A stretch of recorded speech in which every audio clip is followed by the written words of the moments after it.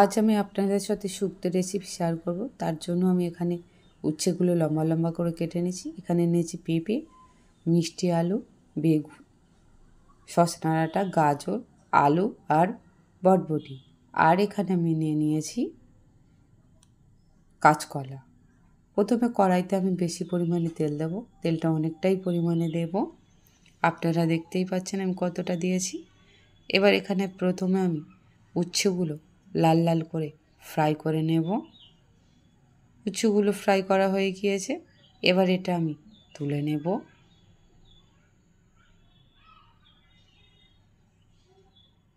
এবার এখানে আমি বেগুনগুলোও একইভাবে ভেজে নেব। বেগুনগুলোও একইভাবে আমি ফ্রাই করে নিয়েছি, এবার এগুলো আমি তুলে নেব।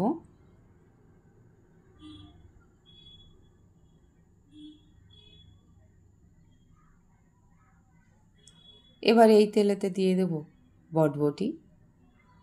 বটবটিগুলো একইভাবে আমি ফ্রাই করে নেব।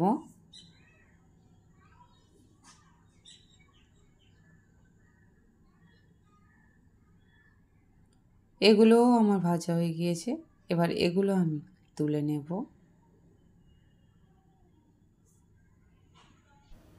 এগুলো আমার তোলা হয়ে গিয়েছে। এবার এই তেলে তো সবশেষে ভেজে নেব কাঁচকলা। তবে কাঁচকলার মধ্যে আমি সামান্য একটু হলুদ ছিটিয়ে দিলাম। কাঁচকলাটা কিন্তু একদম লাল লাল করে আমি ভেজে নেব, হালকা ভাজবো না। কাঁচকলাটাও খুব ভালো করে ভাজা হয়ে গিয়েছে, এবার এটাও আমি তুলে নিলাম। এবার এই কড়াইতে আমি বড়িগুলোও ভেজে নিয়েছি। আমি এখানে ডালের বড়ি নিয়েছি, আপনারা চাইলে সাদা বড়িগুলোও ইউজ করতে পারেন। এগুলো ভাজা হয়ে গিয়েছে, এবার এগুলোও তুলে নিলাম। এবার এই তেলের মধ্যে দিয়ে দিলাম 2টো তেজপাতা, 2টি শুকনো লঙ্কা আর 5 ফোড়ন। এবার এগুলো খুব ভালো করে আমি ভেজে নেব। এবার এই যে সবজিগুলো ভাজিনি আমি, পেঁপে, মিষ্টি আলু, আলু, সজনে ডাঁটা আর গাজর, সেগুলো এর মধ্যে অ্যাড করে দিলাম। কিছুক্ষণ ভাজার পর এখানে সামান্য নুন অ্যাড করে দিলাম, দিয়ে আবারও নাড়তে থাকবে কিছুক্ষণ। কিছুক্ষণ পরে এতে আমি সামান্য হলুদ দিলাম, আপনারা চাইলে নাও দিতে পারেন। হলুদটা দিয়ে খুব ভালো করে কষানোর পর ভেজে রাখা সবজিগুলো আমি অ্যাড করে দিলাম। ভেজে রাখা সবজিগুলো খুব ভালো করে আমি কষিয়ে নেব আবারও। এবার এখানে আমি দিয়ে দেবো দুধ। আমি কিন্তু এখানে জল ইউজ করব না, এটা আমি দুধ দিয়েই বানাবো। আর বাটিটা ধুয়ে আমি একটু সামান্য জল অ্যাড করে দিয়েছি। এবার এটা আমি থালা চাপা দিয়ে কিছুক্ষণ হতে দেব। ঢাকাটা খুলে কিছুক্ষণ আমি নেড়ে দেব।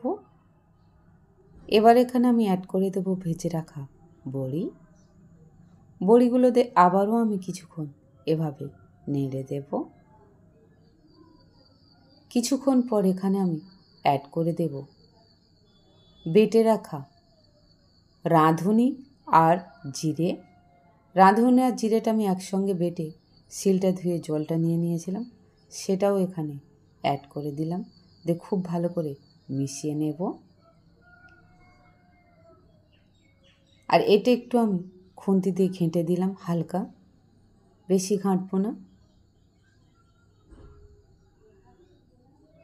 এবার এখানে সবশেষে দিয়ে দেব ঘি।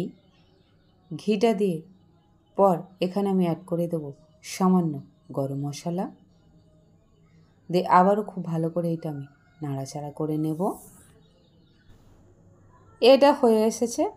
এখানে এবার আমি অ্যাড করে দেব 3টি বাতাসা। আমার কাছে চিনিটা ছিল না, তাই 3টে বাতাসা দিলাম। দোকানও বন্ধ হয়ে গিয়েছে, আপনারা এখানে চিনিটাও ইউজ করবেন। এটা হয়ে গিয়েছে, এবার এটা আমি নামিয়ে নেব একটি বাটিতে। আমার দুধ শুক্তো রেডি। আমার এই রেসিপিটা আপনাদের কেমন লাগলো বন্ধুরা, তো অবশ্যই কমেন্ট করে জানাবেন। রেসিপিটি ভালো লাগলে লাইক, কমেন্ট, শেয়ার, সাবস্ক্রাইব অবশ্যই করবেন, আর বেশি বেশি করে শেয়ার করে দেবেন। ভালো থাকবেন, সুস্থ থাকবেন, ধন্যবাদ।